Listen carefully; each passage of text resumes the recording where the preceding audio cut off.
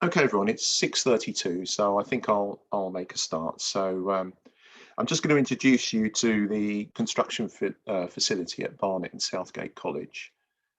This is our first virtual open evening, so it's all a bit strange. I'm sitting at home, and I'm sure you are, so it's all a little bit strange for us.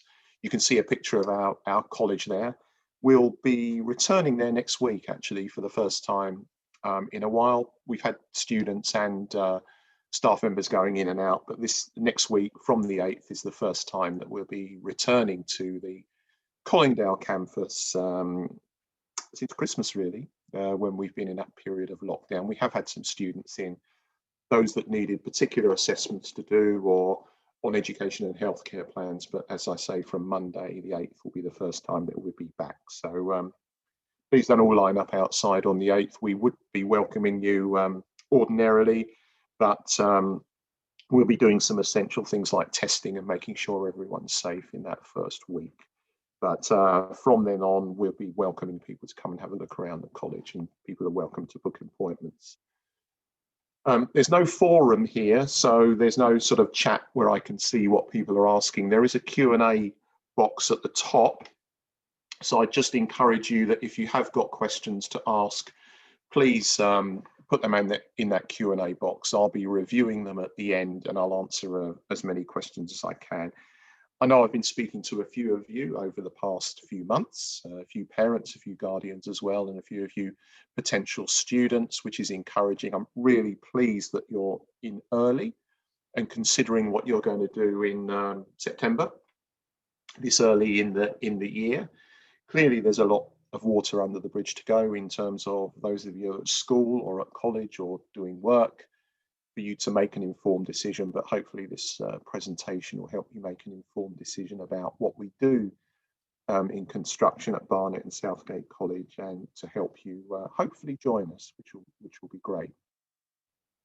What I'm really going to do is just give you an introduction into construction in London to start with, and a little bit about what we do.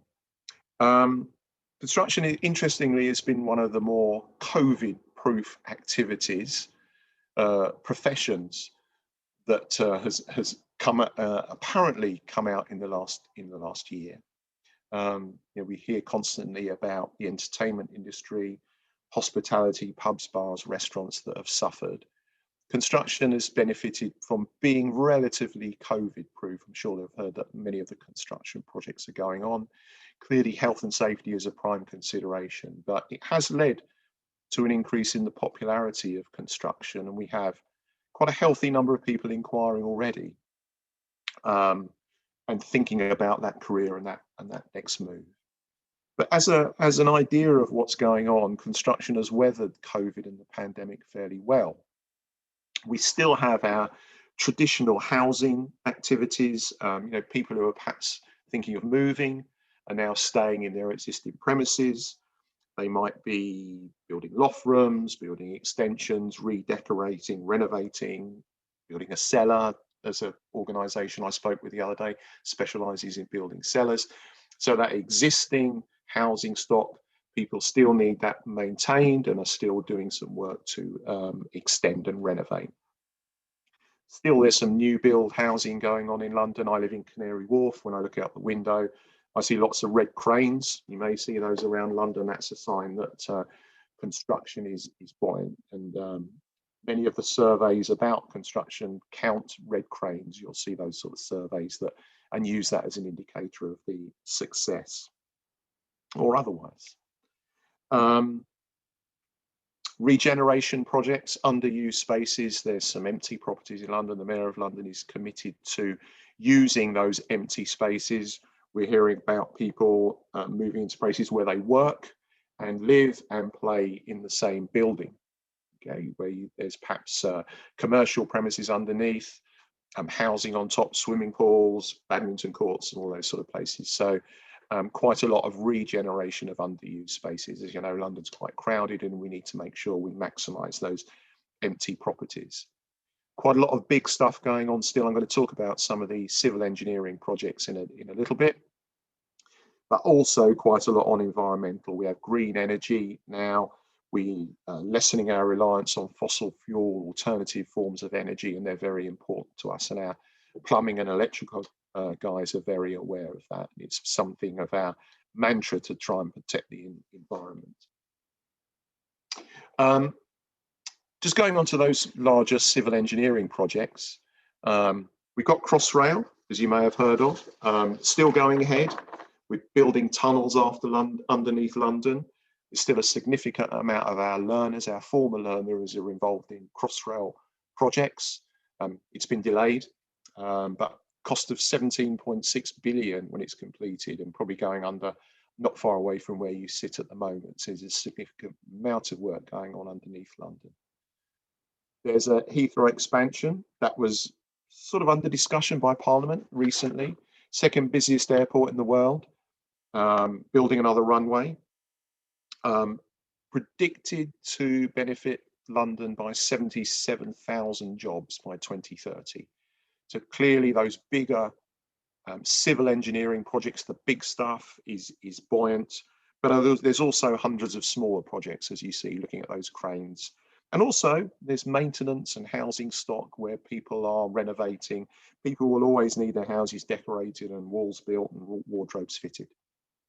So, and there are job opportunities. And as I said, despite COVID and the problems that COVID has brought, there are great opportunities for workers. We're still getting inquiries from employers saying to us, do you have anyone who'd like an apprenticeship? Do you have anyone that would like a work trial? Because people are struggling. And salaries remain well above the national average for construction workers, which makes it a little bit difficult as a college, trying to attract teachers. It's one of my challenges, but we have some good staff at the colleges, but we have to work hard to retain them because of the temptation of those large salaries that they can earn elsewhere. Construction is delivered at our Colindale Centre. Many of you may know that. It's a new £14 million centre that was built quite recently. Only a few years old, purpose built. We have nice modern workshops in there. It also houses hair and beauty and ESOL, so it's quite diverse. Lots of people from different cultures and backgrounds attend that campus. It's well served by public transport. It's so new, in fact, that it wasn't on Google Maps when I had a look at it last night, so I put an arrow on there. You can see there's a Sainsbury's local where some of our students go and get their lunch. There's some catering facilities inside the college. And actually, I come into the college from Colindale Station, which is on the Northern Line, short hop up from London, and that walk between Colindale and the college is about 5 minutes. So it's quite a comfortable journey in. So transport into that centre is quite easy. We offer in the college multi-skills. Multi-skills is an interesting subject and one that's become much more popular recently. People tend, large organisations, housing associations, those people that maintain houses maintain council houses and houses of multiple occupancy, don't always need someone who's a bricklayer or a carpenter or a plumber. They need some maintenance people who can do multi-skills and turn their hands to lots of different trades. So that course has become particularly popular in recent times. It also acts as a trial for people who perhaps left school not quite sure what they want to do, so they can practice some brickwork, some plumbing, some carpentry, and maybe make a decision about what they like and don't like, having tried those few. So the multi-skills is a particular popular course for us. We do brickwork. Brickwork classes are buoyant. Trends in employment in London go up and down. Brickwork seems to be particularly popular at the moment, as is plumbing, electrical training, gas. We have close links with an apprenticeship team. We have apprenticeships in construction at the college, and we work quite closely. So that link between the guys who teach full-time, our students that are attending full-time, and apprenticeships is very close. And as vacancies come up from the employers that we work with, we alert the teachers in construction so that they can pass on those vacancies to their students. And we have young people and adults. So again, as I talked about the diversity of the facility, it's not all young people, it's not all adults. We have some adults, as you'll see in a video I'm going to show you later on, who are undertaking retraining, perhaps done other things in their lives, perhaps new to the country, who want to train and work in construction. And for those reasons that I illustrated to you earlier, there are plenty of opportunities, and those learners visit us frequently. A little bit about the programs that we offer. Generally for full-time programs, our students come in 3 to 4 days a week, and studying a variety, like a basket of qualifications. The majority study English and maths alongside their vocational qualifications. I'm going to talk a little bit about the importance of that in a minute. Clearly, as you can see from the diagram there, they spend a lot of time in workshops, developing the practical skills and those things, the hand skills, the tool skills that help to make them employable. Support for our learners is strong, and that's something we're particularly proud of. We have support one-to-one and in class. So when I walk around the classrooms meeting the students and the staff, I sometimes see support workers in there helping 2 or 3 students. And also we have discrete one-to-one sessions where people might want a bit more personal support.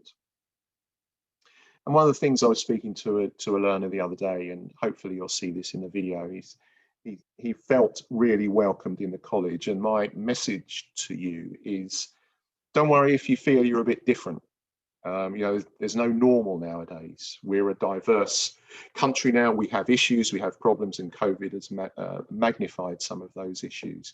So it doesn't matter if you're a little bit different. We welcome that, and the support for everyone is strong. So, you know, don't worry if you feel you're not a conventional learner who's done GCSEs and or thinking of A-levels and you've decided to do construction. We know people come from a variety of backgrounds, but that support, that personal support, and that academic support is strong.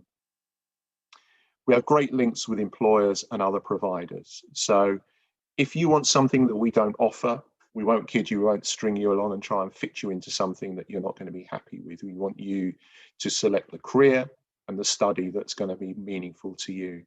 So we would signpost you to another provider. We have good links with other colleges, other private training providers who might be able to meet your needs better if there's something particular that you want, but we'd be interested to hear about that. We do have good links with employers. I'm going to talk about work placements and those links that we have, but again, they've largely proved to be COVID proof in the past year. We have high achievement rates. So generally, if you come through the door and you show the right attitude, we'll get you to achieve your qualification. But that does require some commitment for you, and I'm going to talk a little bit about that in the future. But you know, when we look at our data, we're scrutinised by Ofsted, we're scrutinised by the government on value for money, and it's part of our reason for being that when people come through the door, we want them to achieve. And we have very high achievement rates when we compare ourselves with other colleges around London and the rest of the country. We have a diverse staff and student population. Our staff come from the Caribbean, from Kosovo, from Eastern Europe, from London, Nepal, India, across the world. So we're very proud that that reflects the population around Barnet and Southgate. We have a diverse student population as well, and we welcome that. We want to attract more women into construction. Currently speaking with a woman member of staff, potential woman member of staff, and we just want to up that, and we want to, if there's any girls there who are studying and thinking of a career in construction, you're more than welcome, and we'd love to see you there. I talked a little bit about the workshops and the classrooms. So that newness of the building is great. It is purpose built, and it's really working well. The facilities there are fabulous, and I haven't been there long myself. Been towards the end of last year, but I've been particularly impressed, and I've worked in several colleges around the country, and they're particularly impressive at the college. In order to work in construction, we need our workers to be literate and numerate, okay? I don't want you to think of this as something, oh no, it's English and maths I've got to do. We make no apologies for promoting English and maths. It's essential in the world of construction. If you're going to fit a heating system, if you're going to fit boilers and radiators, you're going to need to know how much pipe, how big that boiler is going to be, how big those radiators are. If you're a bricklayer, you want to know how many bricks to order, how much the cement, the mortar is going to cost you, and how much you're going to charge your customers. And if you're not literate and you're not numerate, you won't be able to do that. But I don't want to frighten you there. I know I've been a school teacher myself. It's a little bit different from school. We'll make sure it's related to the subject in which you're studying, and we'll make sure that we can contextualize it. You will also work towards a GCSE or functional skills if you don't have the prerequisite qualifications. And if I do have a message to you, if you're at school and you're studying GCSEs at the moment, that grade 4, if you feel you've got a chance that you can achieve a grade 4, I'd do as much as you can to get that, because if you have anything below a 4, if you have grade 3, we'll be requiring you to resit your GCSE. If you have a lower level than that, you'll be sitting functional skills. We've got some great teachers and we get great benefits to our students. Some of them are saying, I wish I'd had these teachers at school who could have helped me. So you'll have specialist English and maths teachers, and you'll have construction specialists as well who can contextualize the English and maths to your subject. It's not a great deal. There are probably a couple of sessions a week, so it's not going to divert you from your main subject, but English and maths will be part of your program, and we'll be expecting you to attend. We also use IT wherever possible. IT impinges on our lives wherever we are now. So our rooms have good computers. We'll be learning technological skills. We'll be using apps. We use online learning. Some of you have been attending education at the moment will be familiar with Teams, familiar with Zoom and other ways that we've learned online. It's been a bit difficult for our construction students, as you know, many of whom want to be practical. They want to get in the workshops, and they're welcoming coming back on the 8th. But we've got some really good learning points that have come out of Zoom and Teams, and there's been some real benefits from it. So we will still try and retain the best of online learning, but we can't deny that we need people back in our classrooms, in our workshops, in that face-to-face interaction with our teachers, which some people are missing, and we understand that. In terms of support, you heard me mention support. You know, we pride ourselves on our support. It's something I probably spend half of my day speaking with learners who have education and healthcare plans, their parents and their guardians, and social workers and support workers. So our support is something we pride ourselves on. And I said, don't worry if you feel you're a bit different. You know, we're not expecting everyone to be the same. Part of the fun of teaching is the diversity of the students. So we provide good support. And so I've spoken with a few parents and a few students who have education and healthcare plans. That's fine. We deal with that really well. We have good links with the other agencies that support people. Your personal welfare is key to us, and we need to know. We like to know our learners, and we like to sort of see that improvement in their attitude, and in their confidence, and that's particularly important to us. If you feel you need additional help over and above what we're normally providing with English and maths, then we have those support staff. And as I say, you'll see our support workers in the classroom and working one-to-one with learners in discrete areas. Sometimes it's in the Learning Resource Centre, which is an open area, and sometimes it's in one-to-one in a smaller room. But you know, there is absolutely no problem, no shame in needing that additional support. And I say we're good at it, and we see the benefits of that in the improvement in confidence in people when they realise that actually they are capable, and they are capable of earning a living and progressing and really enjoying what they're doing. We have work placements. And despite the fact we can't deny that that's been difficult during COVID, I'm sure you'll understand that. But we've been doing a series of virtual work placements. Some of the staff and students were a bit dubious about virtual work placements, but we had 3 really big contractors, Volker Fitzpatrick being one of them. I have to applaud them. They did a really good virtual display using virtual reality AI to talk us around their sites, to show us about work in construction, to highlight what I said earlier about the big projects and the vacancies that they have in London. And really they highlighted about the attitude and the motivation of the young people that they want. Okay, so it's not just about those construction skills, it's about the attitude and motivation which you display. Those opportunities for work placements give you a chance to show what you can do, how you behave. I'm going to talk about behaviours in a minute. Gives you a chance to see what you like and you don't like within construction. We do have a period at the beginning of the academic year where you have a chance to discuss with us if you think you've made a mistake in your first choice, or if construction's not for you, then we'll find you something else to do. And that's an important part. We don't want you to do anything that you don't want to do. In that period of time, a few learners change, a few students change their courses, not many, I have to say, because fortunately we got this sort of session, we got this advice and guidance, we got a nice run-up period until September to help you make sure you're making the right decision. But clearly we're working with you normally within that first 6 weeks of the college year to make sure you're enjoying what your course, you think it's the right one for you, and we're having those discussions about that. Also increases your chance of employment. Many of the students that we've had that have gone to work placements have gone to work for the employers that they work with. And they're not all the big contractors in London. There's some sole traders. There's just a couple of guys working together. Learners have progressed into apprenticeships as a result. But clearly, if we find a work placement for you and you give a good account of yourself and you display the right behaviours, then that's going to increase your chance of employment. Some people just go into work, and as I mentioned earlier, some people go into apprenticeships, which we are really, really proud of. And apprenticeships are a big thing in the country. If you've been looking at hearing from the government and looking at the educational press.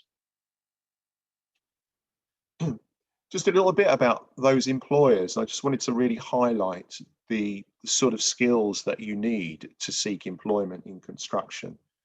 And this is as a result of employers in London telling us what they want. We had a good response. And if you look at this, the ones that you can see in dark green are perhaps what we call softer skills, employability skills. And the ones in purple are more technical and practical skills.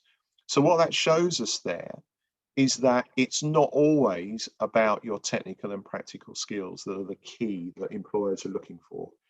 You could be the greatest bricklayer or carpenter in the world, but if you don't turn up, if you don't have the right attitude, if you're not good with the customers, you're no good to an employer. And I think it's reassuring that employers value things like ability to manage time and prioritize your own tasks. So when you think about that in your average college working day, we need you to be there. We need you to get out of bed. We need you to get there to manage your own time and prioritize your time in college over and above the other perhaps complicated or competing priorities in your life. So 59% of our employers are telling us they need people with the ability to manage time and prioritize tasks and to teamwork. You look at that, teamworking is important. You need to work with your colleagues, particularly on some of those big projects where health and safety and efficiency is key. And there we've got specialists and technical knowledge. Clearly, you need to do what you do. That's why we have those lovely workshops and the good staff who are able to support you with those technical skills. And as we go down, you'll see things like customer handling skills. Obviously, if you're going to a property where you're working with people, some of them may be elderly, some disabilities, some have small children. We need you to understand about customers and the diversity of the customers that you're working with.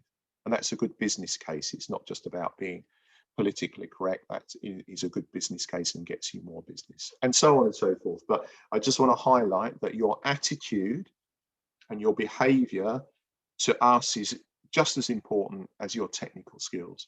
If you display the right attitude and behaviors, you'll be all right. And many of the employers are saying to us, I'm not so worried about those high-level technical skills yet. If you give me someone who turns up on time, who displays the right attitude, who's curious, who can work in a team, then we can do the rest. And that is something that we'll work on, and we'll work with you to try and develop those skills. And we know some of those things, some people are lacking in confidence. Perhaps they're not ready to do team working. It's not going to be uncomfortable for you, but ultimately we need to improve that confidence and get you working together with your peers and to understand what the needs of customers are. In terms of progression, you've heard me talk about progression to apprenticeships, really strong growth in apprenticeships in London at the moment. My colleagues in the apprenticeship team constantly come to me and say, we've had an employer, they've had an apprentices finished. Do you have anyone who you think might be suitable? And we look at the location of the work and the type of work, and then we suggest, we don't just pick one, we might suggest 2 or 3 full-time students who might want to be an apprentice to an employer, and they make the decision. And again, obviously, your punctuality, your behaviours, and the quality of your work and your mindset contribute to that. But there are plenty of opportunities to translate into apprenticeships, and many who do that, they'll go from attending the college full-time to attending college 1 day a week and spending 4 days a week in the workplace. But obviously they're employed and they're paid a wage by their employers. Higher level study, there's clearly opportunities to go as high as you want in the world of construction. Those big projects I talked about don't run themselves. You need great skills if you're going to be tunneling under London for a train line, the Elizabeth line that we hear about that's happening now. Many of our students have gone on to study at higher level. They've gone on to university. Many of our staff, all our staff, are tradespeople. They started off as bricklayers, carpenters, joiners, plumbers. Many of them have got degrees now. Okay, so we start at that low level and we work our way up. So there's opportunities for higher level study. If we don't offer it in the college, we'll refer you to another organisation. And that might be in technical, it might be about studying civil engineering, or it might be management or procurement, or lots of things that underpin the frontline work of construction workers. And employment, we have many organisations, many companies that come in asking us to train their staff. There are opportunities for employment with those people. And if you leave the college and you go into work, that's great. That's really what we want. Hopefully there'll be some further training. Apprenticeships is the name of ours. But if we can take someone in from school, a younger person or someone who's retraining, and find them employment in construction, then our work is done and we're really happy. A little bit about our expectations. It's a two-way process. We will expect you to turn up, and we will expect you to be punctual and attend all your lessons. And we are good at nagging you as well. What I think I need to illustrate is you don't have to be at this college. You have to be in education till you're 18, but we do have waiting lists. The courses are popular, and we expect you to attend well at your lessons and be punctual. We don't want people disrupting our sessions when they're underway. We do understand that some of you lead quite complex lives, and you might have care commitments at home with brothers and sisters. You may have children of your own, and we are realistic about that. But you do need to communicate to us if you're going to have trouble attending. But we need you, as I mentioned earlier, you do need to manage your own time and communicate with us if you're having any issues. We expect you to complete any work set. Okay, we don't give you lots of homework, but there are occasions when you'll need to research some topics. There are online tests which we have to do with our awarding organisations, and you will need to do revision from that. So you can't just rely on our teachers to give you everything. You have to do your little bit as well. We do want to know if you're having any academic or personal difficulties. We have high degrees of confidentiality. If you want to speak to someone one-to-one about some personal difficulties that you're having at home or outside the college, then please do so. And also, if you're struggling academically, all our staff are very keen to support you as students. And I say, if it's English or maths, or if it's trouble with your bricklaying, as you can see there, then you speak to the right member of staff. But that we welcome that, and we don't see it as a negative or a weakness. We will expect you to be respectful to your peers and staff at the college. It is a safe place. We have security. Our security are there mainly to ensure, provide help. So there's a help desk at the front.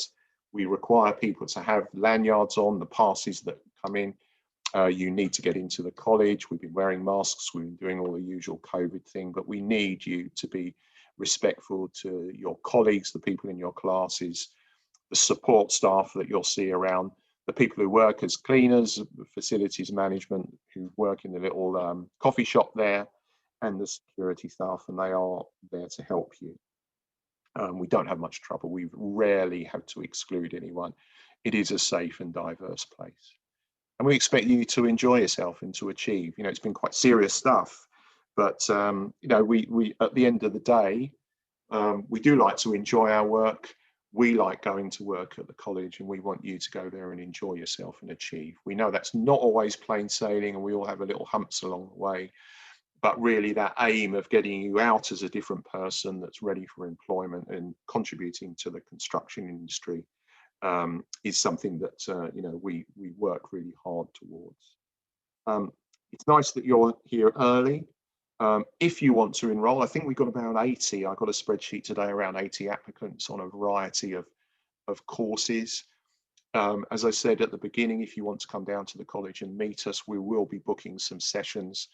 We will want to try and, if you're enrolling, communicate with you, keep in contact through text or Instagram or Facebook or Snapchat or whatever you use to communicate. We'll do that in the best way we can.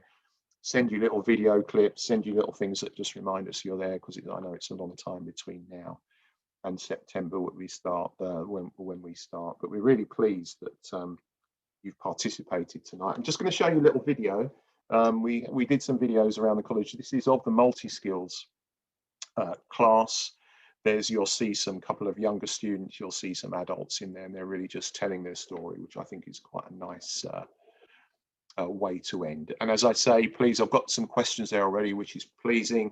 I'll show the video. If you really want to ask anything, please do. And as I say, I'll try and answer all your questions and get back to you if I'm not sure of any of the things that you're asking me. Okay.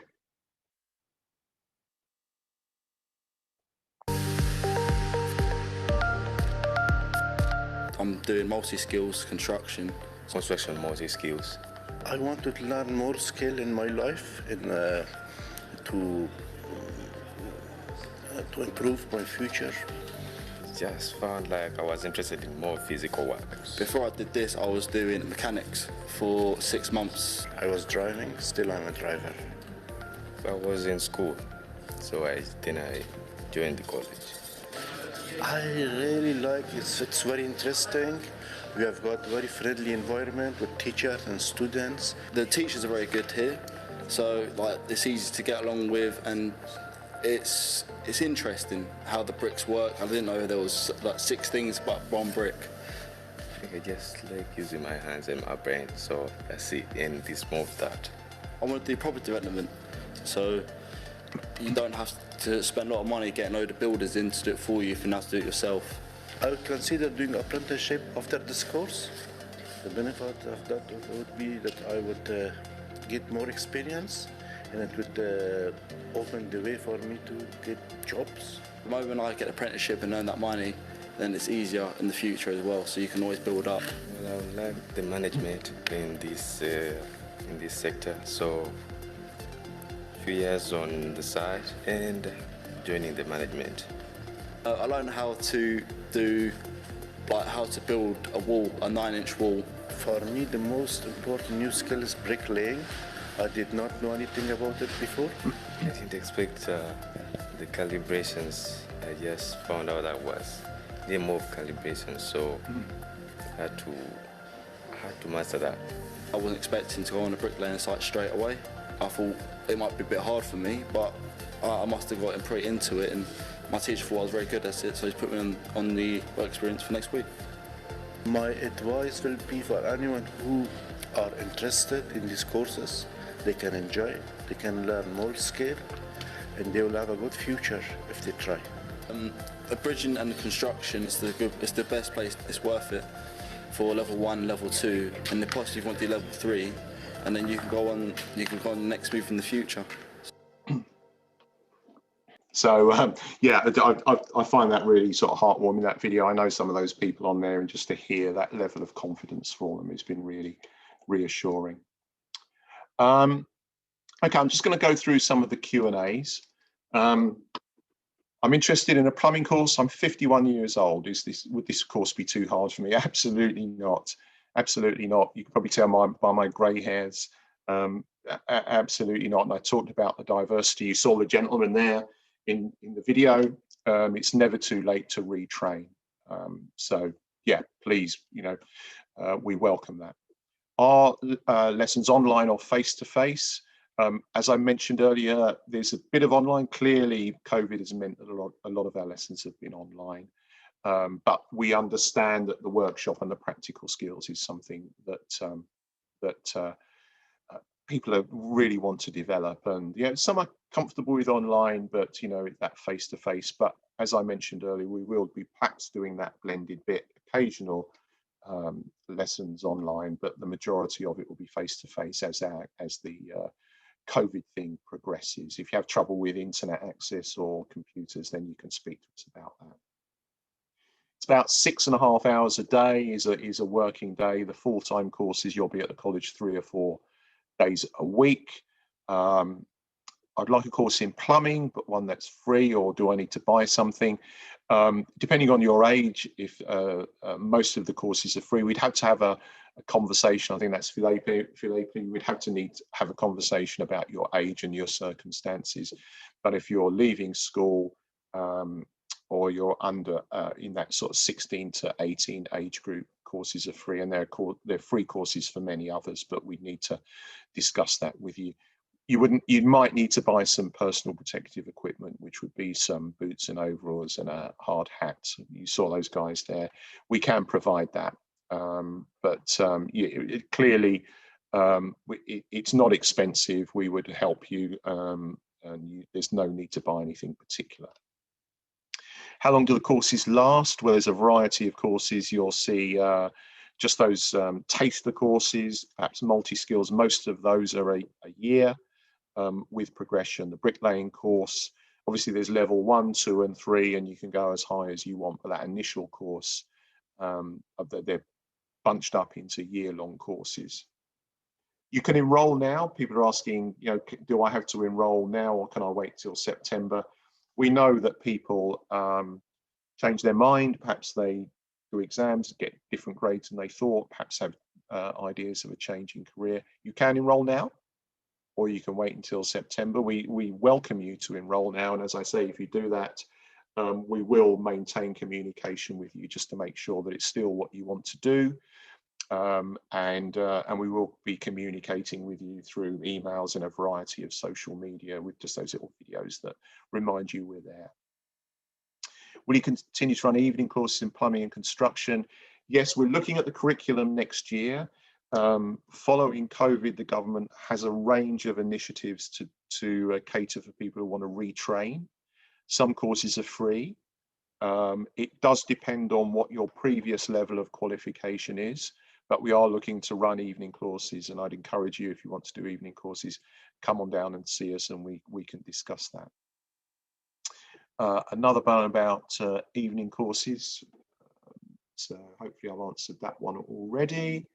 Plumbing courses, part-time at Southgate. We have electrical at some of the other campuses, but the majority of courses are running at Collingdale. So, and we're looking to run electrical, but the plumbing courses are all at Collingdale Centre. What's the process over the next few months? Hopefully I've addressed that, but we will be inviting people in to see the facilities, and we will be communicating. But if you sent an application in, I get a spreadsheet every week with the applicants in. I contact those applicants, and we just try and maintain contact with you. Are there any fast track courses for plumbing? We do have some evening only groups. Again, it depends on your previous skills, your previous experience, but yeah, there are some fast track courses, but obviously we need to make sure you're developing the right skills. Will you be showing another webinar? This one's being recorded. It will be on YouTube, so you can access that whenever you want. As I say, we will be doing quite a lot of things on social media to sort of keep you in the loop. And hopefully by the fact that you're here joining us today, you know how to contact the college. And so we can maintain that communication with you. But as I say, we will be running some activities and some more events between now and September. So there's some really good questions there. I'm really pleased with that. If you have any particular questions you want to ask, do contact the college, do pop into reception and speak to us. Say we'll be there from next week. It will be a bit chaotic, as I say, because we have to make sure that everyone's safe, and we've got COVID testing facility, which is in one of our workshops. So we'll be doing that. We'll just be finding our feet, but over the next few weeks and months, we'll welcome you in the college, and you can come and test out what I've shown you this evening and see, actually see those facilities, talk to some of the members of staff, talk to some of those students, and you know, they are representative. Those guys were doing multi-skills. You'll see some other students doing plumbing and brickwork and all the other subjects, and you can talk to people in charge of apprenticeships as well. So thank you very much. Another question about City and Guilds. The qualifications are validated by City and Guilds, so they're, you know, possibly you've heard of that. Probably one of the oldest awarding organisations in the world, and one that's recognised by the construction industry. And we are regulated by Ofsted, who come and visit us to make sure we're doing the right thing. So all the courses are of a high level and validated externally. So again, thank you so much for joining us this evening. Hopefully I've given you a good introduction into the college. I'm glad you've asked some questions. There may be questions that you perhaps didn't feel like comfortable asking, or there are other things that you'll think about after this session. So do get in touch with us. You know, do ask us if you want to come down to the college, and we look forward to welcoming you in September and hopefully seeing you before. So I bid you a good evening. Thank you for joining us. And as I say, this will be on YouTube. You'll be getting the links. I think that might be coming up in the box. You can learn more about our courses. There's a website there to learn more courses, and we'll make sure that you get the link to the YouTube website where you can rerun this if you feel you need to. So many thanks. So have a good evening, and please do get in contact with us if you'd like any more information, and thank you for joining us.